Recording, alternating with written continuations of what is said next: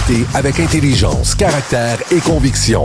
Brique, Villemur, là où les débats d'idées prennent toute la place. Bonjour, bon mardi tout le monde. C'est déjà mardi, Karima, Caroline. La semaine va vite. C'est déjà mardi. Bientôt, ce sera ton jeudi. Et ton vendredi. Il y a du monde qui voudrait gagner 1 million dans leur vie. Moi, je voudrais gagner 1 minute. 1 minute de plus pour m'installer ici. À chaque fois que j'arrive là, j'ai l'air de l'étudiant qui n'a pas étudié, qui n'a pas travaillé. C'est un examen de quoi aujourd'hui? Moi, j'ai l'air d'un étudiant, donc peut-être que ça plaît. Tu sais, l'éternelle jeunesse. Il y a peut-être un peu de ça. Mais t'as-tu étudié pour l'examen? Écoute, j'espère que je suis prête, là. J'espère que je suis prête pour l'examen, là. Gros début de show. Aujourd'hui, on va parler de nourriture halal et cachère dans quelques instants parce qu'on va recevoir quelqu'un qui a travaillé sur une pétition qui a été déposée au gouvernement et à laquelle on a déjà répondu, on étant le gouvernement fédéral, le ministre de l'Agriculture. Une drôle de réponse qui nous a laissé, je dirais quoi, pantois. On comprenait même pas, toi puis moi, en lisant le texte ce matin, toutes les formalités. On va revenir tout est dans les détails, en fait, c'est ça l'affaire. Tout est dans les détails. Tout est dans les détails, dans la façon de le dire, n'est-ce pas? Oui, on vend déjà le punch, là, c'est-à-dire que la pétition voulait réglementer davantage la nourriture halal, surtout faire en sorte qu'il n'y ait plus de financement public. C'est 40 millions dans le dernier budget Carney 2025-2026. Et le ministre de l'Agriculture a dit non, c'est bon pour l'économie, c'est bon pour l'autonomie alimentaire parce que c'est de la nourriture qui est produite ici, cultivée ici, conçue ici dans nos abattoirs. Donc, drôle de réponse, mais on y revient dans quelques instants. Grosse nouvelle aussi, Hydro-Québec, ça c'est tombé l'année passée, je me rappelle, pour avoir fait de la radio, on parlait de ces factures impayées à Hydro-Québec, Karima, par des communautés autochtones. Et on se disait, qu'est-ce qu'on fait? T'sais, c'est délicat. Est-ce qu'on coupe le courant? Est-ce qu'on demande aux gens de rembourser? En même temps, c'est des communautés qui, pour certaines d'entre elles, ont de la difficulté. Et là, 1 an a passé et on se rend compte finalement que la dette ne fait qu'augmenter. On n'a pas bougé dans ce dossier-là. C'est parce que, effectivement, tu as mentionné là, Hydro-Québec. Ce qui est arrivé, c'est qu'elle a commandé un rapport parce que, évidemment, il y a cette idée de vouloir la réconciliation avec les peuples autochtones.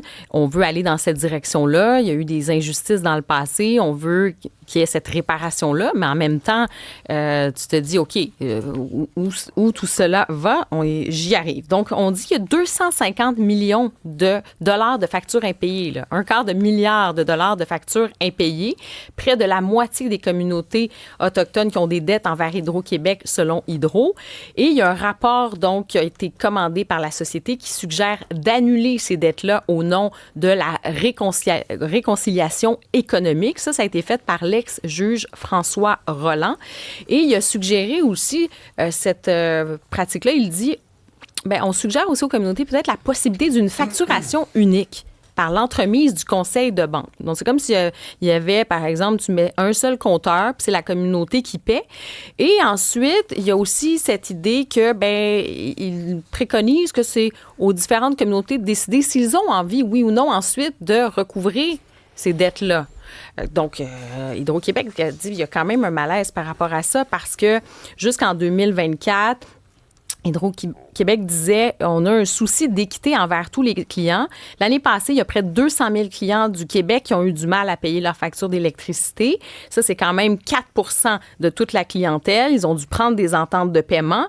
Et aussi, il faut le mentionner, je disais, donc là, c'est près de la moitié des communautés autochtones qui ont des dettes, mais tu en as aussi une autre moitié qui n'en ont pas, qui règlent les factures.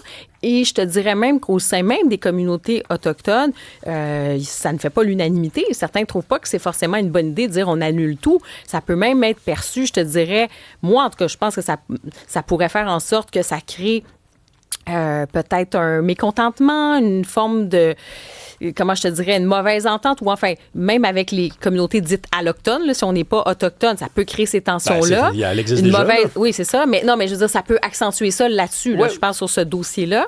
Et ça peut même faire, je te dirais, il y a comme quelque chose d'infantilisant. T'sais, oui, on veut aller vers la réconciliation, mais de dire, faites finalement une facture unique, c'est la communauté qui paie, il me semble qu'il y a comme un enjeu. Tu vois ce que je veux dire? On met tout le monde dans le même panier, tout le monde en disant, finalement, c'est comme si les gens ne sont pas capables de dire, OK, on va s'organiser ou quelque chose comme ça. Donc, je trouve que même pour les communautés autochtones, d'ailleurs, il y a quelqu'un qui est interviewé, il y a plusieurs personnes qui sont interviewées dans l'article, et il y a une chef d'une communauté autochtone qui dit, elle n'est pas en faveur de ça.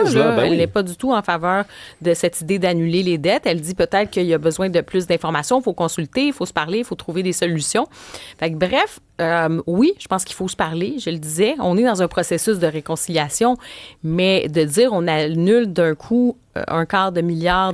C'est de l'argent, là. C'est beaucoup d'argent. Et c'est-tu ça, la réconcilisation? En tout cas, c'est pas la réconciliation budgétaire, en tout cas, parce que ça, c'est sûr et certain que tu ne règles pas un problème en commençant, en encourageant la dette à augmenter. Tu touches à l'essentiel, l'infantilisation. C'est que d'un côté, on va avoir du chantage. Là. On va dire, c'est quoi, vous allez nous couper le courant? Non, il n'y a personne qui veut couper le courant aux communautés autochtones, mais il faut payer. Il faut payer. Moi, j'ai été surpris de constater. Je me disais, c'est qui? C'est quelle communauté en question? On se rappelle, en 2002, il y a la paix des braves entre le gouvernement Landry puis les cris de la baie James. Et moi, depuis ce temps-là, je me fais dire tout le temps là, que les cris, ils ont frappé un coup de circuit, que ça a été une grande entente. On rappelle, c'est des milliards, là, parce que c'est 70 millions de dollars indexés pendant 50 ans. Dites-vous là, qu'il y a quelques années, le 70 millions de 2002, c'était rendu 104 millions, parce que ça a été indexé.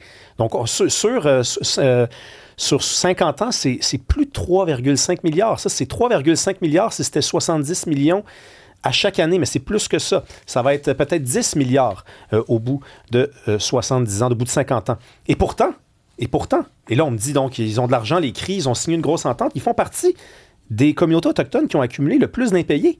En date de 2024, on a les CRI de Chisabi, dette moyenne par client résidentiel, 40 000 $. 40 000 $, là, quand même, là. On a les CRI d'East Main, 30 000 $.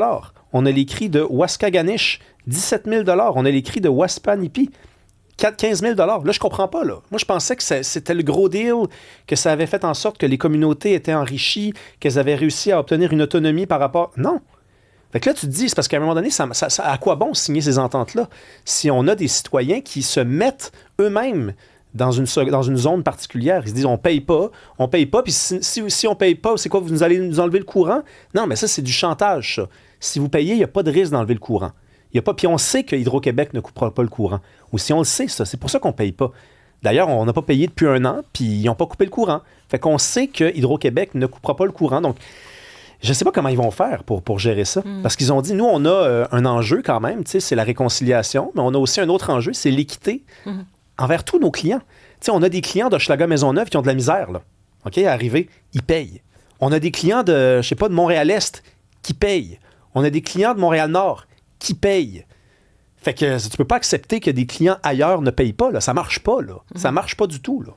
Puis après, si tu parles de cette idée de réconciliation, puis ça, puis d'une entente, est-ce que, quelle est la durée aussi de cette affaire-là? Y a-tu un respect aussi, ou tu te dis, non, il y a eu, disons, ces choses un peu originelles, cet aspect de colonialisme, là, parce que c'est souvent ce qui est évoqué en disant, il y a ce colonialisme-là, donc ça serait une espèce de dette éternelle que la société aurait envers les communautés autochtones. Il y en a qui vont défendre ce point de vue-là en disant non, c'est du coup, on n'aura jamais à payer parce que finalement, on a eu des préjudices, puis éternellement, finalement, c'est la façon, ça serait le retour de ça, tout simplement.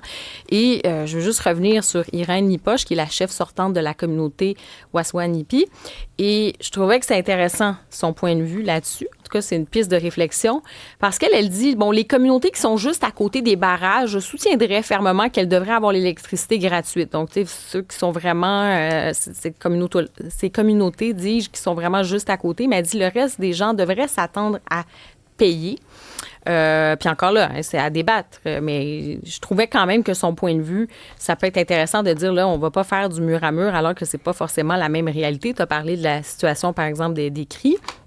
Et elle dit aussi que cette idée-là de ne pas faire payer complètement, elle dit, ça va marginaliser encore plus les peuples autochtones du reste de la population.